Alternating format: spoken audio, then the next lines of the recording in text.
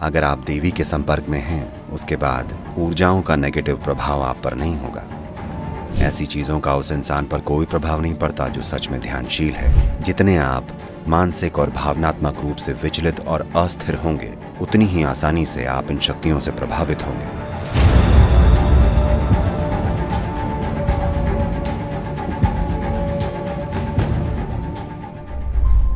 कुछ ऐसे लोग हैं जो ऊर्जाओं को तोड़ मरोड़ के किसी को नुकसान पहुंचाते हैं।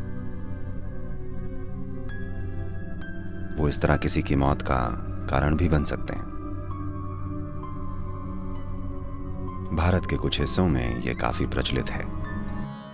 एक वेद है, 4 वेदों में से एक अथर्ववेद इसी को समर्पित है कि ऊर्जाओं का इस्तेमाल अपनी खुशहाली और किसी दूसरे को नुकसान पहुंचाने के लिए कैसे किया जा सकता है। जरूरी नहीं है कि इस तरह की ऊर्जाओं या इस तरह की क्रियाओं का इस्तेमाल सीधा आपके ऊपर किया जाए। अभी अगर कोई मेरे साथ कुछ नेगेटिव कर रहा हो और अगर मैं उसके लिए ग्रहणशील नहीं हूं और आप यहां बैठे हैं, तो आप प्रभावित हो सकते हैं। ये बिल्कुल हो सकता है। ये कुछ ऐसा है जैसे सड़क पर लोग एक दूसरे पर गोलियां चला रहे हों और आप बस वहां से पैदल निकल रहे हों, तो गोली आपको भी लग सकती है। तो कुछ खास अभ्यास हैं। अगर आप इन अभ्यासों या कुछ खास उच्चारणों को अपनी रोजमर्रा की जिंदगी में ले आएं, तो इन चीजों से आसानी से बचा जा सकता है।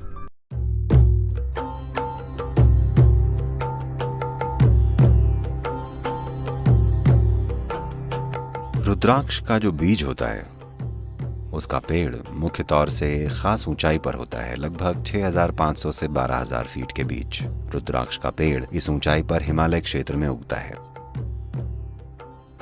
और इसका स्पंदन या वाइब्रेशन बहुत अनोखा होता है। तो वो लोग जो लगातार यात्राएं करते हैं, रुद्राक्ष पहनते हैं ताकि उनकी अपनी खुद की ऊर्जा का एक कोकून बन जाए, ताकि बाहरी ऊर्जाएं उन्हें परेशान न करें। उनका अपना एक, हम इसे कवच बोलते हैं। आप जानते हैं ना कवच क्या होता है? ये एक तरह से एक खोल जैसा है।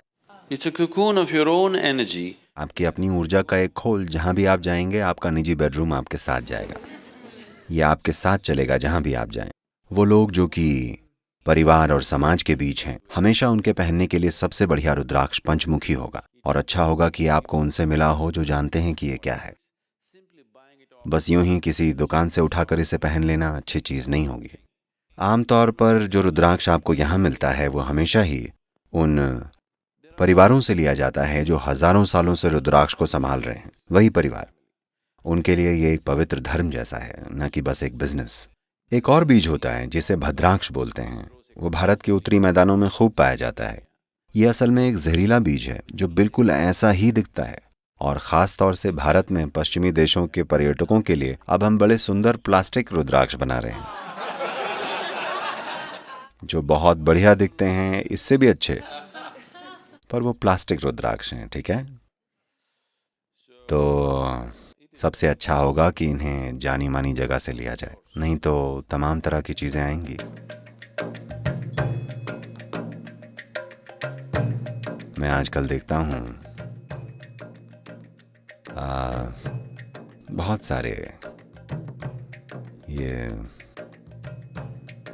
शब्दों के अभाव की वजह से मैं ऐसा कह रहा हूँ, ये नए जमाने टाइप के लोग ये सारे अपने अंगूठों में मेटल की अंगूठी पहनते हैं। देखिए, अगर आप अपने अंगूठे में धातु की अंगूठी डालते हैं तो आप पक्का अपनी ओर कुछ खास तरह की नेगेटिव शक्तियों को बुलावा देंगे। इसका मतलब ये नहीं है कि आपको कोई अपने वश में ही कर लेगा, पर आप बिना वजह गिरते लुढ़कते फिरेंगे।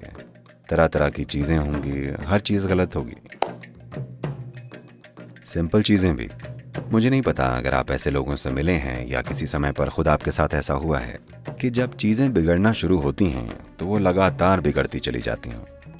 लगातार आप गिरते हैं, एक या दो नहीं, ये बस होता ही चला जाता है। सब कुछ और हर चीज़ गलत हो जाती है, छोटी से लेकर बड़ी चीज़ों तक, बस इसलिए क्योंकि They would have attracted certain dimensions of energy which could, शायद उन्होंने ऊर्जा के कुछ खास आयामों को अपनी ओर आकर्षित किया है, जो दुनिया में कुछ भी करने के लिए सहायक नहीं होते, बल्कि ये किसी और चीज के लिए सहायक हो सकते हैं। सिर्फ वही लोग जो तंत्र विद्या करना चाहते हैं वो अंगूठे में अंगूठी पहनते हैं। पर आज या तो अज्ञानता में या फैशन में एक बार आपने अंगूठे में मेटल पहन लिया तो आप इन चीजों को बुला रहे हैं।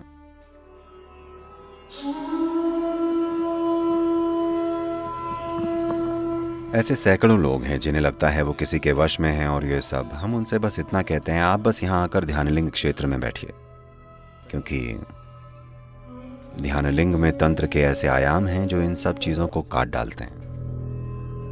वो यहाँ से पूरी तरह मुक्त होकर जाते हैं, क्योंकि ध्यानलिंग क्षेत्र में तांत्रिक आयामों का समाधान हो जाता है। बस एक पूर्णिमा या अमावस्या के दिन जब आप इन चीजों को लेकर ज्यादा ग्रहणशील होते हैं, बस एक दिन बस वहां बैठ कर जाइए। अगर आप देवी के संपर्क में हैं, चाहे देवी यंत्र की मदद से या चाहे जैसे भी, यंत्र आपके हाथ में है या आपके दिल में, ये आपके ऊपर है। पर एक बार जब आप उस ऊर्जा के खोल में हैं, जिसे हम देवी या भैरवी कह रहे हैं, उसके बाद ऊर्जाएं आपके लिए नकारात्मक हो जाएं, ऐसा नहीं हो सकता। तो अगर आप बस इतना सुनिश्चित कर लें कि आप सही किस्म का खाना खा रहे हैं, अपने सिस्टम को ठीक से रख रहे हैं, तो ये संभावना कि आप में कुछ गड़बड़ी हो जाए जिसका कारण कोई दूसरी ऊर्जा या ऐसा कुछ है, ऐसा होना आपकी जिंदगी से कोसों दूर की बात है। उनसे देवी निपट लेंगी।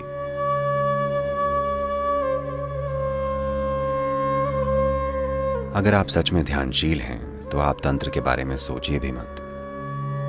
इन चीजों का उस इंसान पर कोई असर नहीं होता जो सच में ध्यानशील है। अगर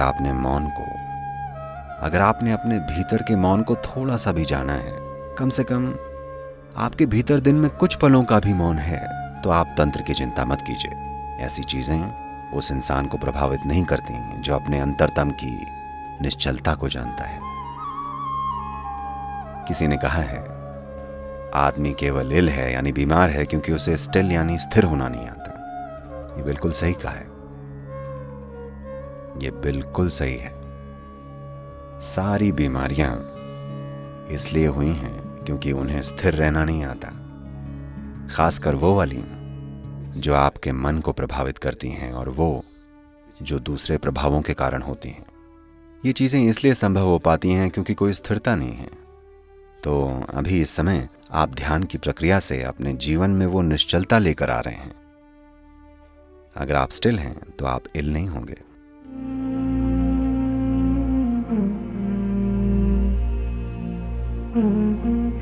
जितने आप मानसिक और भावनात्मक रूप से विचलित और अस्थिर होंगे, उतनी ही आसानी से आप इन शक्तियों से प्रभावित होंगे। अगर आपके अंदर एक तरह का फोकस और संकल्प है तो आप देखेंगे कि ये चीजें बस ये सड़क पर एक छोटे से उभार की तरह होंगी, दुर्घटना नहीं होगी। लेकिन अगर आप अपने मन और भावनाओं में एक तरह की अस्थिरता में हैं तो इससे दुर्घटना हो सकती है।